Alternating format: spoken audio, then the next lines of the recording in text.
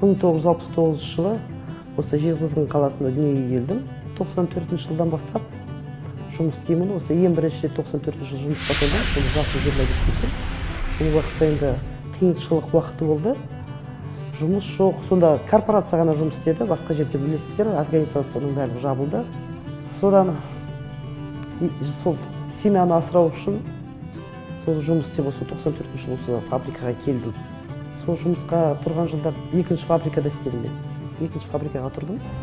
Екінші байыту фабрикасына. Сол жақта ең бірінші менің ұстазым Селиванова Валя болды.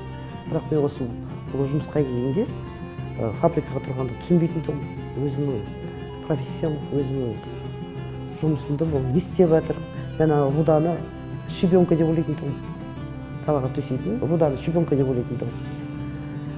Сол бірінші ұстазым сол кісі болды. Ең басында қиындық болғанда енді түсінбейсің флотацияны, не нәрсе екенін. Менің өзімнің міндетіміз не нәрсе екенін түсінбейтін тұғым.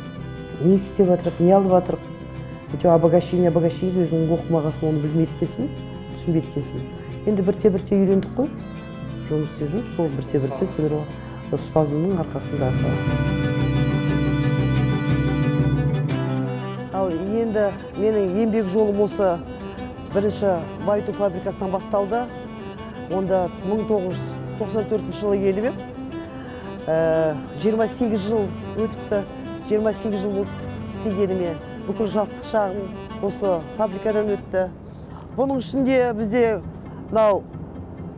крупное дробление КД-2 дейді. Бұл дробилка, грохот, осы жерде конвейер ұзынан түсіп атқан. Сосын главный корпус номер 1 дейді, бас корпус.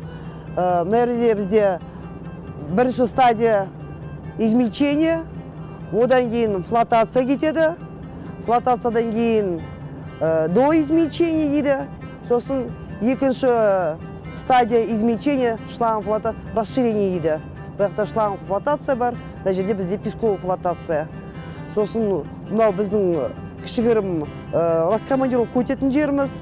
Сосын ОТК, отдел качества.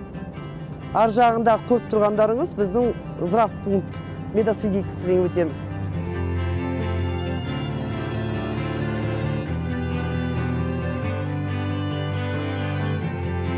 Енді әртең жұмысқа келгенде бірінші біз медосвидетельстводан өтеміз.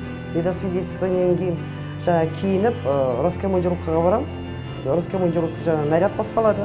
Нарядта енді ең бастысы өзіміздің техника безопасность қой бұнда. Берушамыз болу керек, очкіміз болу керек, алқам-салқам болмай, түймеміз тағылып болу керек. Сол наряд задание, наряд допуска, содан өтеміз, қол қоямыз. Өзіміздің әр секциямызда әркімнің өзінің жұмыс орны бар. Соған наряд аламыз, наряд допуска. Ознакомливать етеді, түндегі жұмыс, алдымыздағы смена, не істегенін, қандай жұмыс бітірді, қандай жұмыс атқарды, соларды журналға жазып кетеді, соны бізге оқиды. Сол сменді наряд біткеннен кейін чек-листіміз бар, чек-листқа қолымызды қойып, мастер қол қойып, сонымен смен қабылдаймыз.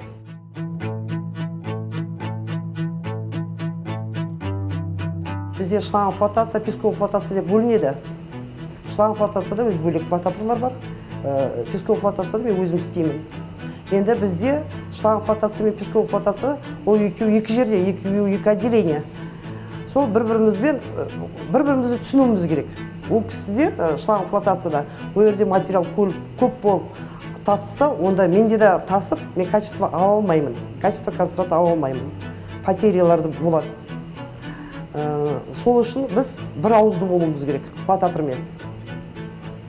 Бір ауызды болып, бір-бірімізге звондап, сөйлесіп, процесс қандай болып жатыр, реагент қосу керек па, қоспау керек па, уже біз ол көзбен определять етеміз.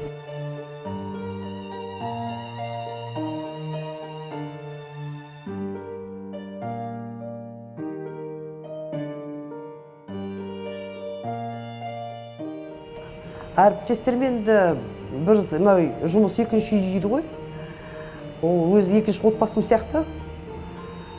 Әріптестермен жақсымын, коллективім өте жақсы. көп осы басқасы бізде бригада 4 бригадаға бөлінеді ғой. Сол ішінде көбісі біздің сменге қызығады. Қызығып қарайды.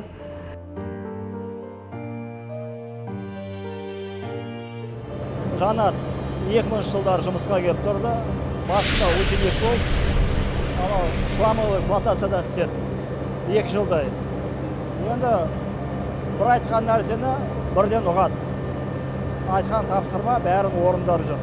Коллектив бізде өте жақсы. 4-ші бригада осы цехта ұжымда алдым орында келатырмыз. Қазіргі уақытта 1-ші орын.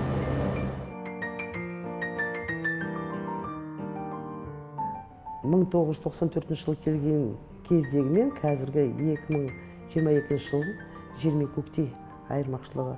Ол уақытта жан-жағы ашықтығын, жүре бересін, кіріп шығатын бөтен адамдар көп жүреді. Екіншісі спецовка жағы. Спецовканың шамалы қиындау тұғын. Өзіміз спецовка даже берілген жоқ ол уақытта, спецодежда берілген жоқ. Өзімізбен бірге келетін тұғын спецодежданы. Молочный талон, спецпитание ол уақытта берілген жоқ бізге. Медосвидетельствование жоқ тұғын. Технология жағынан қазір жаңадан машиналар қойып жатыр, бұрынғы машиналар ескі тұғын. Ояқтан жаңа качество, сапалы концентрат алу өте қиын тұғын.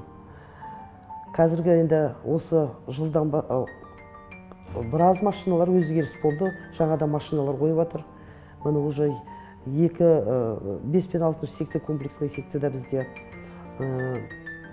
турецкая машина қойылды. Енді жұмысымыз бұрынғы қарағандан 10 есе жеңілдеді деп айта аламын. Өйткені қазір жаңа машиналар бәрі автоматика, көбісі автоматика.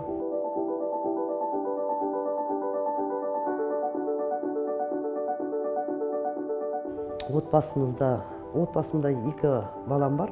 Жолдасым, 2 балам, немере, 1 немере. Бұл жиен немере, жиен. Жолдасым шахтада істеді. 20 жылдан артық шахтада істеді. 65-ші шахтада. Содан денсаулыққа байланысты. Қызым бар. Қызым, немерем бар. Олым оқу бітірді. Осы биыл оқу бітірді. Енді мамандықпен жұмысқа тұрады деп енді үміттенем. Немерелерім, балаларым мақтан тұтады. Өйткені корпорация қазақымыз марапаттап, мақтап, еңбегіңді бағалап, марапаттар, еңбек даңқы орденін алдым. Грамоталармен марапаттап жатыр. Ақшалай марапат. Әрине, өзім балаларым менің еңбегімге мақтаныш тұтады.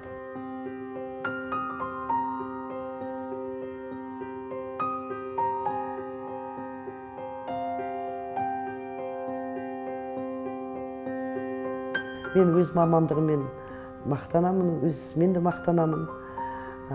Осы 25 жасымда келдім.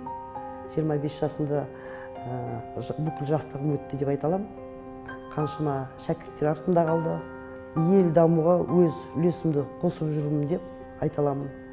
Біз енді мыс шығарып атырық, мыс шығарып атырық деп айтайық, мыс шығарып атырық.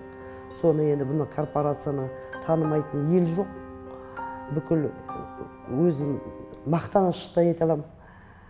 Мыс жіберіп атырық, мыс шығарып атырық деп. Енді концентрат жібердім, сол концентраттан мыс алады ғой, медзаводта мақтан аламын. Осы мыстан бүкілін де шығарып атыр. Сояқта жұмыс істеп жүрмін деп мақтаныш етемін.